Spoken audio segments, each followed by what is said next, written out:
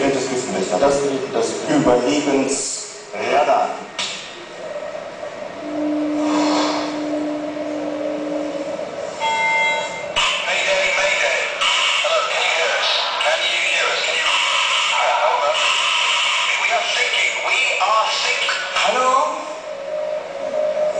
This is the German Coast Guard.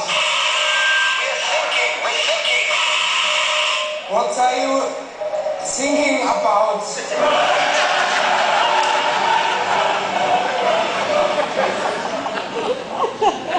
Can you imagine being those British sailors? I mean, talk about a disconnect. And if it weren't so sad, when you're reading the Gospels, Matthew, Mark, Luke, and John, about Jesus' interaction with his disciples, if it weren't so sad, I think that's the reaction we would have. Page after page after page.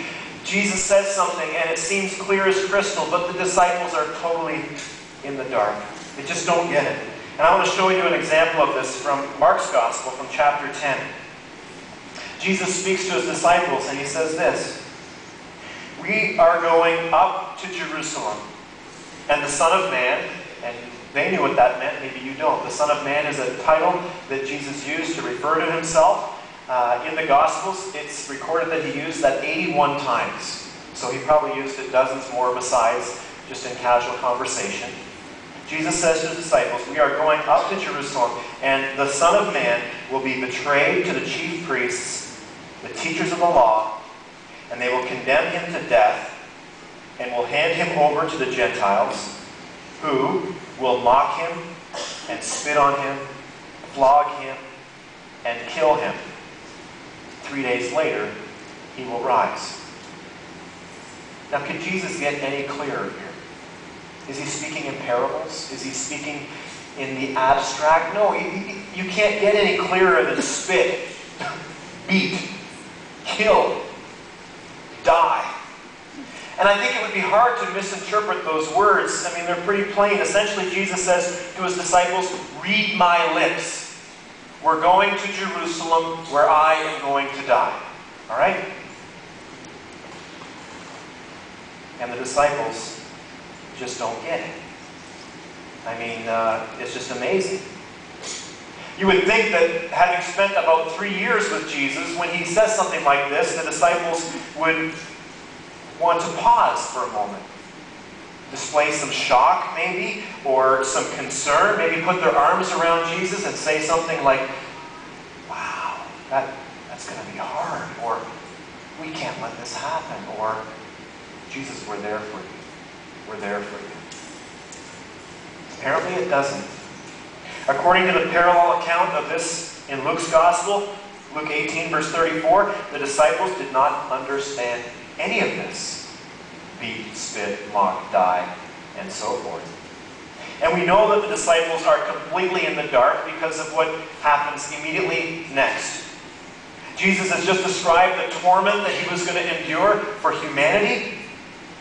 And James and John, two of his closest disciples at that, James and John ask, this is immediately after, "Teacher, we want you to do for us whatever we ask." Teacher, we want you to do for us whatever we ask. Now, how's that for empathy?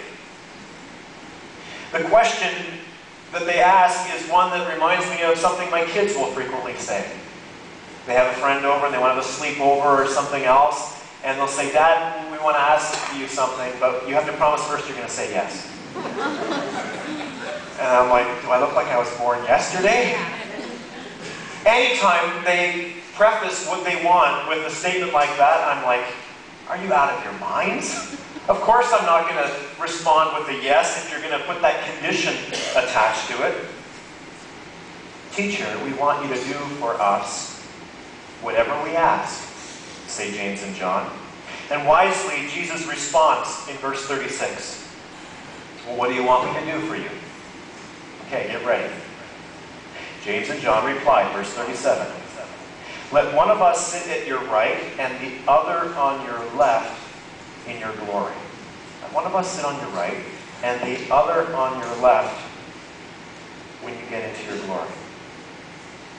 They're asking Jesus for a reward. We want to be great.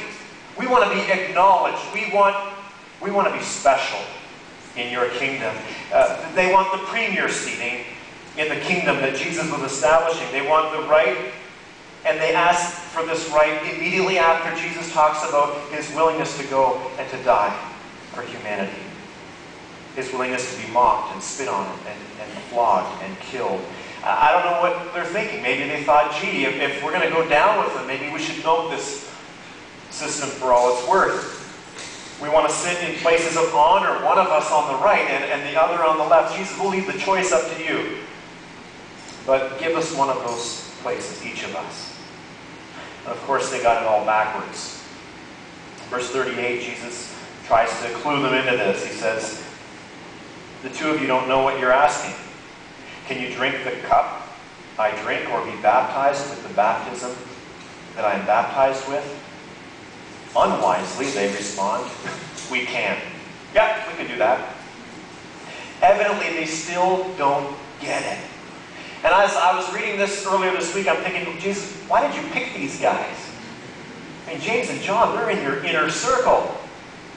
All the leadership stuff that I've been taught would say, you keep guys like that out of your inner circle if you want to be a great leader.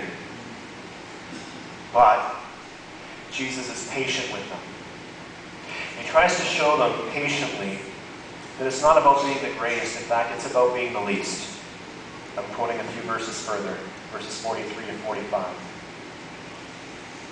Whoever wants to become great among you must be your servant, and whoever wants to be first must be slave of all. For even the Son of Man, there's that title again, even the Son of Man, did not come to be served, but to serve and to give his life as a ransom for many. James and John are busted. I think the author Kim Engelman says it best. She says, James and John had a corporate, upwardly mobile mindset. Jesus had a servant, downwardly mobile mindset. They're on complete opposite ends of the spectrum at this point.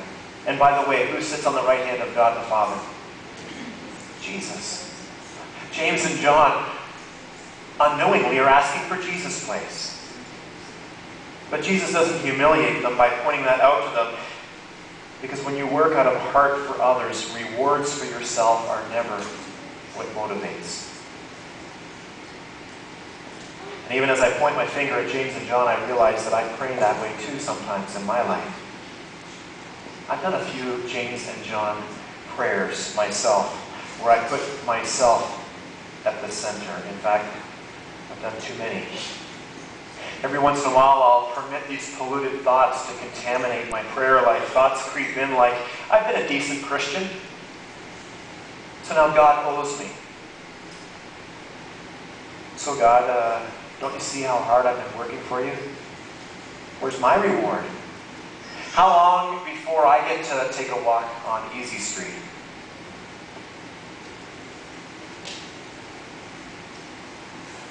Jesus told his disciples, as clearly as he was able, we are going up to Jerusalem, and the Son of Man will be betrayed to the chief priests and the teachers of the law. They will condemn him to death and will hand him over to the Gentiles, who will mock him and spit on him and flog him and kill him.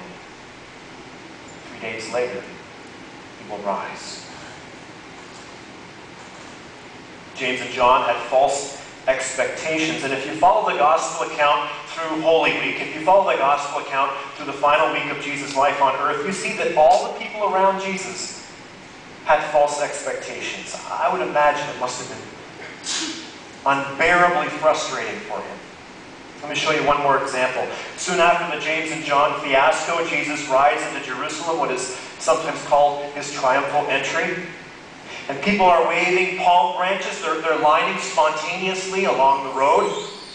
And they're shouting, "Bless the King who comes in the name of the Lord." But in their praise is an irony. The crowds have totally wrong expectations, which is why a few days later they're shouting again. Shouting at Jesus, only this time they're shouting, "Crucify him, crucify him."